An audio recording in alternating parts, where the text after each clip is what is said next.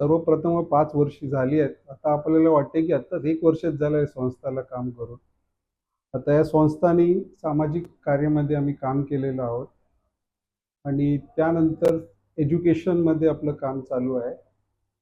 आणि असं 5 वर्ष रक्तदान शिबिर, एज्युकेशन शिबिर, त्याच्यानंतर मेडिकलमध्ये आपण मेडिकल फील्डमध्ये काम करत आहोत. असे छोटे-छोटे उपक्रम आपण करत आहोत. थोडे-थोडे करत आता 5 वर्ष झाली आहेत. 5 वर्ष झाले त्याच्यासाठी आम्ही आता 5 वर्ष झाली त्याच्यावरती काय आपण बोलत नाही. आता पुढचं आपल्याला एक एन्व्हायर्नमेंटमध्ये आपण काम करत आहोत, की खेड सिटीमध्ये नगरपालिकेच्या संयुक्त विद्यमानाने आपण प्लास्टिकच्या वरती आपण 8 दिवस रिसर्च केला खेडमध्ये. त्याचा प्रोजेक्टही आपल्याकडे रेडी आहे. तो पण आपण सादर करणार आहोत. त्याच्यावर अजून प्लास्टिकच्या बॅन आहेत 100 मायक्रॉन्स पिशव्या. खेड सिटीमध्ये आपल्याला ते बंद करायचे आहेत. कारण ते एन्व्हायर्नमेंटसाठी हॅझार्डस आहेत आणि आपण त्याच्यासाठी खेड सिटीमध्ये 8,000 पिशवी वाटप करत आहोत आणि अक्रॉस द सिटी म्हणजे जे बाजूला शहर ग्रामपंचायत लागून आहेत तिथं आपण 8-10 हजार पिशवी वाटप करणार आहोत. तुम्ही तालुक्यामध्ये 4 ग्रामपंचायती निवडला आहात, तिथे पण वाटप करणार आहात, त्याबद्दल काय सांगा? भोसता ग्रामपंचायतमध्ये आम्ही गेलेलो तिथे 2,000 पिशवीचं आपण वाटप करणार आहोत. भोसते ग्रामपंचायतमध्ये आपण 1600 पिशव्या वाटप करणार आहोत. भडगावमध्ये 2,000 करणार आहोत. सुशेरीमध्ये आपण 2,000 करणार आहोत. हे आपण सर्व करत आहोत. लोकांना वाटतं आपण फ्री पिशवी देत आहोत. त्यासाठी कुठून फोन येतात की आमच्या गावामध्ये आम्हाला पिशव्या पाहिजेत. मी बोला तुमच्या गावामध्ये तुम्ही जे हे जे आहे आपण प्लास्टिक पिशवी फ्रीमध्ये का देत आहोत? कारण की लोकांना याचा यूज कमी करायला पाहिजे. त्यासाठी त्याही ग्रामपंचायतला बोलतो तुम्ही तुमच्या लेवलवरती कापडी पिशवी वाटप करा आणि प्लास्टिक वरती बंदी करा. किती दिवस तुम्ही फ्री पिशव्या देणार आहात? आम्ही एक देत आहोत. लोकांपर्यंत आता एक पिशवी देऊन किती देऊ शकतो आम्ही? 20,000 25,000 देऊ शकतो. मॅक्झिमम टाइम आम्ही देऊ शकत नाही आहोत. लोकांना काय आव्हान कराल? लोकांना आम्ही आवाहन करत आहोत की प्लास्टिक जी 100 मायक्रॉनची खालची पिशवी आहे ती यूज कमी करायला पाहिजे. बंद केली पाहिजे तर सगळ्यात चांगलं होईल. हॉटेल्स आहेत त्यांनी ते प्लास्टिक पिशवी बंद करायला पाहिजे. व्यापारी आहेत जे भाजी विक्रेते आहेत, चिकन विक्रेते आहेत, त्या लोकांनी 100 मायक्रॉनच्या खालची पिशवी यूज करण्यासाठी बंद केलं पाहिजे. आणि डिमांड आणि सप्लाय दोन्ही साईडला आपल्याला बंदी घालायला पाहिजे. कारण फक्त आता लोक आहेत ते यूज करतात. त्याच्यानंतर जे विक्रेते आहेत त्यांच्यावरती पण कार्यवाही झाली पाहिजे आणि जे लोक यूज करतात त्यांच्यावर पण कारवाई झाली पाहिजे. गेल्या काही दिवसापासून तुमचा प्लास्टिक बंदीचा उपक्रम खेड शहरात चालू आहे. तरी देखील खेड शहरात सर्रासपणे राजरोसपणे उघडपणे प्लास्टिक पिशव्यांचा वापर व्यापाऱ्यांकडून होत आहे आणि त्याच्यावर नगर परिषद प्रशासनाकडून कुठलीही कारवाई झालेली दिसत नाही. आता आपण सर्व पहिले प्लास्टिकच्या पिशव्या बंद झालेल्या ते आता नाही आहेत. खूप वर्षापासून ते 5-10 वर्ष झाली आहेत. सेंट्रल गव्हर्नमेंटनी सुद्धा त्याच्यावरती हे केलं की सिंगल यूज प्लास्टिक यूज नाही करायचं. आता खेड नगर परिषदमध्ये आपण जनजागृतीचं काम करत आहोत. त्याच्यानंतर आपण स्कूल्स आहेत जे खेडमध्ये खेडमध्ये 10-12 स्कूल्स आहेत. त्यांच्यासाठी तर ते पालकांना बोललेलं त्यांना एक प्रोजेक्ट दिलेला आहे की कापडी पिशवी शिवून तुम्ही 15 ऑगस्टला जी स्कूल जी सर्वात हायेस्ट करेल त्याला त्यांच्यासाठी पण प्राइज डिस्ट्रीब्युशन ठेवलेलं आहे. म्हणजे आपण सोशल अवेअरनेस क्रिएट करू शकतो. आपल्या हातामध्ये आहे नाही की आपण दंड कोणावर करू शकतो. तर सोशल अवेअरनेसचं आपलं काम आहे ते आपण करू.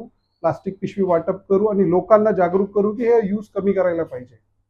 खरं तर प्लास्टिक बंदी कायदा हा सन्माननीय रामदासभाई कदम यांनी महाराष्ट्रात लागू केला. त्यांनी खरं तर प्लास्टिकचा दुरुपयोग हे जनतेसमोर सर्वप्रथम त्यांनी आणलेला आहे. त्यांना या प्रोजेक्टची त्यांनी तुम्ही कल्पना दिली, त्यांचं काय मत आहे? आम्ही सरफराजभाई पंगारकर तिथे गेलेले. हा जे प्लास्टिक पिशवी बॅनसाठी आपण म्हणजे तिथं जाऊन स्वतः भेट दिलेली होती. त्यांनी सांगितलं चांगला उपक्रम आहे. तुम्हाला काय जर गरज असेल तर मी तुमच्या सोबत आहे. आणि आपण 100% खेड जी सिटी आहे ती सर्वात प्रथम पुढे भारतात झाली पाहिजे, की आपण जो प्लास्टिक पिशवी जो बॅन आहे तो आपल्या खेड सिटीचं नाव झालं पाहिजे, की आपण इथं 100% तो प्लास्टिक बॅन करू असं त्यांनी सांगितलं होतं, की आपण करूया. प्रयत्न करायला पाहिजे. प्रयत्नाशिवाय काय होणार नाही. प्लास्टिक निर्मिती करणाऱ्या ज्या कंपनी आहेत त्या कंपन्या का बंद होत नाही आहेत महाराष्ट्रामध्ये, त्याबद्दल काय सांगा? मॅक्झिमम जो पिशवी जी आयात होते ती मॅक्झिमम पिशवी सिल्वासा दमनमधून होतात. प्लास्टिकची मॅक्झिमम फॅक्टरी सिल्वासामध्ये आहेत आणि तिथून आता मुंबईमध्ये येतात. तिथून काय ट्रान्सपोर्टमधून खेडमध्ये येतं. त्या बंद होण्यासाठी काय प्रयत्न आपल्याकडे? जर बायोडिग्रेडेबल प्लास्टिक असेल या जी पण 100 मायक्रॉनच्या वरती जर पिशवी वापरली आणि डबल ट्रिपल जर यूज करू शकतात तर ते प्लास्टिक यूज केलं पाहिजे. 100 मायक्रॉनची पिशवी जर यूजच नाही केली तर होणारच नाही त्याच्यावरती. आता कसं झालंय, विदाऊट प्लास्टिक आपण स्वतः नाही राहू शकत. आपण साबणाचे हे केस असतात ते प्लास्टिकचे, पाणी पितो ते पण प्लास्टिकमध्ये असतं. मॅक्झिमम आपण यूज टू झालेलो आहोत प्लास्टिकमध्ये, की आपण असं वाटतं की बॉर्नच प्लास्टिकमध्ये झालेलो आहोत. टूथब्रश बघितला तो पण प्लास्टिकचा. कुठं आपण अवॉइड करू शकतो प्लास्टिक? कारण आपल्याला हे कसं झालेलं आहे, 1970 पासून जे प्लास्टिकचं निर्मिती झालेली आहे, एक शोध लागलेला आहे की एकदम प्लास्टिकचा यूज करा. आपण स्वतः सर्व प्लास्टिकवाले झालेलो आहोत, कारण आपणच आता प्लास्टिक थोडं झालेलं आहे. जर तुम्ही बघितलं असाल तर डम्पिंग यार्ड खेडमध्ये तिथं गायी लोक खातात, जनावरं लोक खातात. आपण त्याच्यावरती काय नाही करू शकत, कारण ते तिथं आपण फेकतो त्याचे मॅक्झिमम लोक ते मॅक्झिमम जनावरे ते खात असतात. जनतेला काय आव्हान कराल तुम्ही आता? जनतेला आवाहन करतो की प्लास्टिक आपण स्वतः यूज नको करू आणि दुसऱ्यालाही करू नको देऊ. आता ह्या प्रोजेक्टवर आम्ही आता काम करत आहोत. त्या प्रोजेक्टचं सर्च रिपोर्ट आम्ही तयार केले. 7 दिवस आम्ही त्या प्रोजेक्टवर काम करतोय.